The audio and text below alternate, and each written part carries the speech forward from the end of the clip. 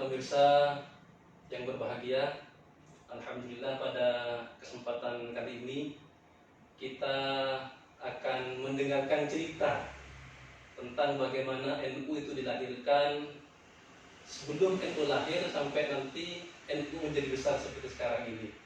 Dan di tengah-tengah kita ini adalah beliau Gus Salahuddin Azmi, salah satu cucu daripada pembuat lambang NU. Beliau adalah Al-Maghfurlah Kiai Haji Ridwan Abdullah. Mudah-mudahan kita mendapatkan barokah beliau. Nanti beliaunya ini akan banyak bercerita tentang bagaimana sejarah NU dari sebelum lahir sampai NU menjadi besar seperti sekarang ini. Baik, Gus, gimana kabarnya? Alhamdulillah. Alhamdulillah. Saya Sudah lama tidak ketemu ini, Gus. yang penting sehat sekarang. Alhamdulillah. Itu paling penting. Itu paling penting. Bentukannya mawon. Gus, kami berdua ini punya keinginan yang sama. Selaku orang yang dilahirkan dan dibesarkan dari orang tua dan lingkungan NU, tentunya kami, khususnya saya pribadi, ingin tahu betul bagaimana sejarah NU, lahirnya NU itu bagaimana sejak sebelum NU lahir dan sampai NU menjadi besar seperti sekarang ini. Karena memang kenapa sejarah itu penting? Karena seperti sering kita ketahui bahwa kata para ustaz itu Al-Quran itu lebih banyak cerita yang isinya daripada yang lain. Kenapa? Karena memang itu untuk tujuan memantapkan hati kita. Dalam hal ini kita memantapkan ke-NU-an kita. Jadi, oleh karenanya jenengan kami minta untuk mengisahkan, bercerita bagaimana NU sebelum lahir itu sampai sekarang. Monggo. Gini Ustaz ya. Mohon saya sebelumnya, ini jangan dianggap sebagai sejarah NU yang paling benar. Bukan. Karena sejarah NU itu banyak versi. Ada versinya Mbah Hasim, ada riwayatnya sendiri. Versinya Mbah Wahab ada riwayatnya sendiri. Versinya Mbah Bisri ada riwayatnya. Versinya Mbah Maksum Lasem ada riwayatnya sendiri. Nah itu semuanya kalau menurut saya itu semuanya benar. Semuanya benar. Semuanya benar. Dan itu tidak perlu diperdebatkan. Dan penting nih. Tidak penting, tidak perlu diperdebatkan, tidak perlu dicari mana yang paling benar. Nah, ketepatan saya membawa versi dari Kiai Ridwan Abdullah yang itu menciptakan sang pencipta lambang Nahdlatul Ulama itu. Jadi versi Kiai Ridwan itu kayak begini, versi Mbah Hasim kayak begini, versi itu semuanya benar. Semuanya benar. Nggak usah dipertanyakan, nggak usah dibantah, nggak usah di. Karena ya itu tadi mereka punya riwayat masing-masing. Dalam rangka mendirikan Nahdlatul Ulama ini mereka punya riwayat masing-masing. Jadi tidak harus sama satu gitu enggak. Terus tidak perlu diperdebatkan ini yang paling benar, ini yang paling enggak. Jadi itu semuanya benar. Jadi kalau seumpama hadis itu mutawatir lah itu. Yang penting selama yang menjelaskan, yang menceritakan ini Punya sanad nasabnya jelas. Jelas. Ini yang penting di sini loh. Yeah. Karena memang Gus ini sanad nasabnya jelas sekali, dan begitu menurut paham saya pelaku sejarah beliau ini. Dan kebetulan juga di Surabaya lah tempatnya. Di dalamnya beliau NU itu lahir. Jadi begini Ustaz. Saya mohon maaf ya, nanti bahasanya campuran aja ya. Biar enak. Karena beberapa dialog dari para masyayikh, para kiai dulu itu kalau dipakai bahasa Indonesia kurang pas. Karena beliaunya dialognya pakai bahasa Jawa. Lebih otentik lagi nih. Jadi ya itu, kalau NU ini nggak bisa lepas dari 4 ulama besar. Di Kiai Hasim, Kiai Wahab, Kiai Ridwan, dan Kiai Mas Alwi. Sebagai yang ada di catatan sejarah itu, kalau Kiai Hasim ini adalah boleh dikatakan sebagai founding father setelah Saiful Khalid. Karena ketika Nahdlatul Ulama berdiri, beliaunya Saiful Khalid sudah wafat. Iya. Kan gitu. Dan ini diamanatkan ke Mbak Yasin. Dan itu pun juga enggak cuma sekedar, kalau saya loh ya, kalau saya melihat ya dari riwayat sejarah yang disampaikan abah saya ke saya itu, Mbah Khalil itu enggak cuma sekedar menyerahkan, mengamanatkan gini saja. Ini masih dites dulu orang yang mau di. Yang mana ini? Sampai ada riwayat kan, sampai Mbah Khalil setiap hari ini, bulan ini, beliaunya ke Tebuireng untuk ngaji bab masalah hadis ke Mbah Hasim. Kesantrinya. Itu iya, ini kan santrinya. Iya. Ini kan santrinya. Mbah Hasim ini santrinya, Mbah Khalil sampai ngaji ke santrinya. Tapi tujuannya bukan untuk Kalau talabul ilmi sebenarnya. dalam tanda kutip orang awam kan, waduh luar biasa Mbah Hasim itu sampai Mbah Khalil. Tapi kalau saya melihatnya bukan di situ. Ini dalam rangka penyerahan tongkat ini tadi, estafet. Sampai sak piro sih wong sing tak serai tingko. Jadi beliaunya harus tahu langsung. Karena ini amanah besar. Karena ini amanah besar. Bukan kalau katanya anak-anak sekarang itu kan apa? Bukan kaleng-kaleng ini. ini bukan organisasi kaleng-kaleng ini. Kan gitu. Jadi ini mau diamanati sampai dibegitukan. Nah, tidak bisa lepas dari 4 orang, 5 orang plus Mbah Khalil. Karena Mbah Khalil pada saat berdirinya Nahdlatul Ulama itu beliau sudah wafat. Selisih 1 tahun. Sebelum berdiri. Mbah Khalil wafat tahun 25, Nahdlatul Ulama berdiri tahun 26. tahun 26. Itu. Jadi tidak bisa lepas dari Mbah Hasim, beliau sebagai founding father. Mbah Wahab sebagai penggerak yang dilempar ke sana ke sini. Itu Mbah Wahab. Karena memang beliau mempunyai keahlian diplomasi yang luar biasa. Mbah Wahab ini. Kalau saya boleh mempresentasikan, persentase ya. Seluruh ide-ide yang keluar di Nahdlatul Ulama pada saat itu hampir 75% itu dari Mbah Wahab. Dari ide-idenya Mbah Wahab.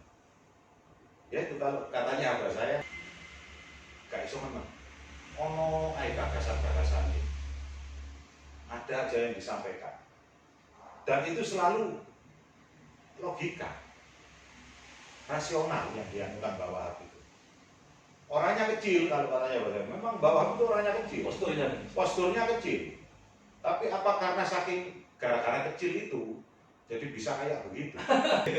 Otaknya Jenius. A, kakinya juga sudah A. Otaknya B, kakinya B. Koneksinya tak terlalu lama gitu. Orangnya tinggi kan lama dunia itu. Apa karena itulah ini Mbah Wahab sebagai penggerak. Jadi memang beliau berhak, makanya di makam beliau itu kan di depan itu kan dituliskan makam penggerak Nahdlatul Ulama. Di makamnya Mbah Wahab itu. Injeksinya begitu. Ya. Terus yang satunya lagi Kiai Ridwan, Mbah Ridwan. Mbah Ridwan ini memang apa ya? Tuan rumah. Ya di samping tuan rumah, dia juga yang menciptakan lambang Nahdlatul Ulama. Itu pun juga enggak cuma sekedar iso gawe ngono ae. Kan begitu. Karena memang beliau punya keahlian di bidang seni lukis itu. Beliau punya keahlian di bidang seni lukis itu. Terus yang satunya lagi dia Mas Alwi bin Abdul Aziz. Ini salah satu, cuman sayangnya Kiai Mas Alwi ini tidak punya turun, tidak punya keturunan. Jadi kalau saya sendiri sangat-sangat terbatas tentang sejarahnya. Yang makamnya di Rangka Surabaya itu. Makanya di Rangka itu Kiai Mas Alwi yang memberi nama Nahdlatul Ulama. Itu pun juga begitu, memberi nama itu pun luar biasa prosesnya. itu. Bahkan kalau saya menyerap cerita yang dari abah saya itu, boleh dikatakan ketika Nahdlatul Ulama ini berdiri, termasuk di antara oleh-olehnya Kiai Mas Alwi ketika ke Belanda pada saat itu. Belanda dan Prancis. Dalam rangka apa nih? Dalam rangka Renans. Oh, zaman Rena ini. Nanti akan saya jelaskan. Karena berurutan. Nggih. Mungkin tadi itu Gus. Mungkin awal mungkin bisa dijelaskan terus tentang Nahdlatul Wathon, Nahdlatul Tujar. Nah, ya itu nanti Maksud- makanya. Iya.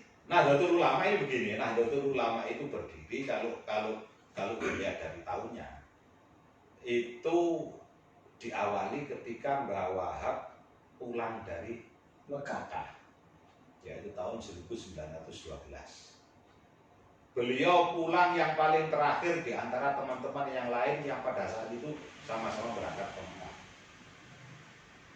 Perlu diketahui bahwa yang namanya Mbah Wahab, Mbah Ridwan sama Mbak Mas Alwi ini sama-sama ketemu di Demangan.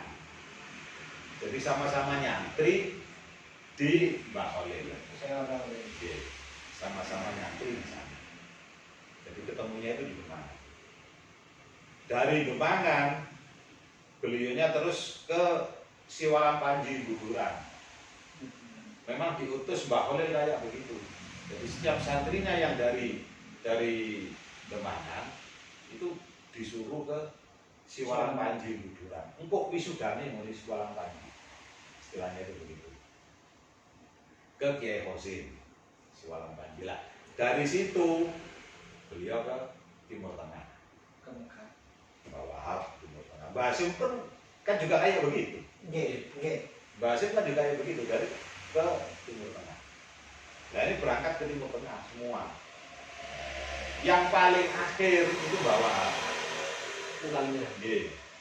Yang paling akhir setelah temannya yang dua ini sudah balik ke sini, itu Mbah Wahab paling akhir tahun 1912. Itu tahun-tahun itu di Indonesia, masih belum Indonesia itu namanya ya. Belum ada Indonesia itu. India Belanda. Masih India Belanda. Ya anggaplah di Indonesia lah terus. Iya. Biar enggak terlalu banyak anuan. Di Indonesia pada saat itu terkenal dengan istilah zaman pergerakan nasional. Pergerakan nasional. Yang mana ada Budi Utomo, Cokro Aminoto, Cokro Aminoto, Kartosuwiryo, ya termasuk Soekarno, Dr. Sutomo, Dr. Soekarno, dan lain sebagainya. termasuk Muso juga. Lah itu semua ada di Surabaya pergerakannya. Ada di Surabaya. Nah, pada zaman-zaman itu yang namanya Kiai Ridwan sama Kiai Mas Alwi ini sudah menjadi teman-teman mereka, teman diskusi bagaimana untuk segera mencapai Indonesia ini merdeka, itu bagaimana merumuskan, sudah bergabung dalam perkumpulan pemuda dengan beliau-beliau itu, termasuk dengan Soekarno segala, yaitu perkumpulan pemuda Bumi Putra. Itu sudah masuk di situ. Jadi hampir sering sudah ketemu diskusi. Lah tempatnya ya di wilayah seputaran pusat sini tengah. Bubutan, Iya, Kertopaten. Bubutan, Penele, Pelamitan, kan itu kan. Iya. Jadi Kiai Ridwan itu di Bubutan, Soekarno di Penele. Soekarno di Penele, terus Cokro Aminoto juga, Soekarno di Pelampitan, Cokro Aminoto di Penele. Jadi teman diskusi Dr. Sutomo di, kan gitu, Iya. teman diskusi. Tahun 1912 Mbah Wahab pulang Dari Arab. ke Indonesia. Ndeleki kanca-kanca iki mau sing nang pondok. Yang sama-sama dari pondok, sama-sama ketika di tengah. Ketemu lagi di sini. Tuh. Akhirnya beliaunya juga masuk, ditarik masuk di perkumpulan itu. Bumi Putra tadi. Bumi Putra itu tadi tambah rame istilahnya. Ada warna baru. Ada warna baru dari bawah. Sudah berjalan, ya sudah berjalan lah seperti apa adanya itu. Beliau mengusulkan kepada teman-temannya ini ke Kiai Ridwan, Kiai Mas Ali, terus ke Kiai Mas Mansur. Kiai Mas Mansur yang di Muhammadiyah itu akhirnya itu ngomongnya bahwa begini, kalau katanya ceritanya Abah saya, lah iya sing gawe sekolah ini kalau kok nasionalis kabeh sih. Memang pada saat itu beliau-beliau ini gencar-gencarnya bikin sekolah. Dr. Somo ada sekolah, Dr. Antono ada sekolahnya, kan gitu. Bikin sekolahan. Lah ya sing gawe sekolah ini lho kok nasionalis kabeh sih. Apa dipikir santri gak iso gawe sekolahan ngono kan. Lho Mbak Wami itu begitu. Dan akhirnya Iya. muncul Nahdlatul Wathon. Ayo Kang Duan, gawe sekolahan. Oh, Mbak Yai Wahab manggil Ya, Kiai Ridwan kadang Kang. manggilnya itu Kang, kadang itu manggilnya Yai, kadang pokoknya ya yes ngomong santri memang. Sama-sama pemuda nih. Dan pada saat itu usia beliau itu masih sangat-sangat muda. 30-an ini. Ketika mendirikan Nahdlatul Ulama itu tahun 26 itu dari 3 orang ini ya, Nggih. Kiai Wahab, Kiai Ridwan, Kiai Mas Ali. Ya. Itu yang paling sepuh Kiai Ridwan. Kiai Ridwan umur 40 pada saat itu. 40. Mbak Wahab umur 37. Mbak Mas Ali umur 35. Jadi luar biasa. Masih muda, masih mobil-mobilnya memang Kuatnya Gas-gasnya berpikir, gitu. kuatnya otak, kuatnya dengkul. Itu. Termasuk kuat bahannya. Jadi Sing kita ngaji pinter-pinter. iya, jadi kita begini, kita harus membenarkan persepsi dulu. Bahwa Nahdlatul Ulama ini bukan organisasi yang didirikan oleh kiai-kiai sepuh. Sementara persepsi kita kan, kalau kita berbicara masalah masayih Nahdlatul Ulama, ya sudah yang ada di foto itu kan. Panjenengan berdua ini kan ekspresinya akan ke sana. Nggih. Bahwa NU itu sing diarani masayih karena yang ada fotonya sekarang kan itu. Sudah wajah-wajah sepuh. Nggih. Coba jenengan bayangkan pada saat itu modelnya kayak begitu, nggak akan mendirikan Nahdlatul Ulama. Sudah bingung dengan boyoknya masing-masing juga. Bingung kali santrinya banyak juga. Kan gitu. Itu kiai-kiai muda semua, bahkan insya Allah kalau nggak salah Mbah Hasim pada saat itu belum 60 usianya. Belum 60 tahun. Tapi di antara kiai-kiai yang lain memang Beliau senior. beliau senior. senior dalam segalanya. Dalam segalanya, dari segi usia, dari segi keilmuan juga senior. Lah itu setelah bawa pulang punya ide untuk mendirikan sekolah. Ayo ngedekno sekolah. Sing digawe ngedekno sekolah iki lho apa?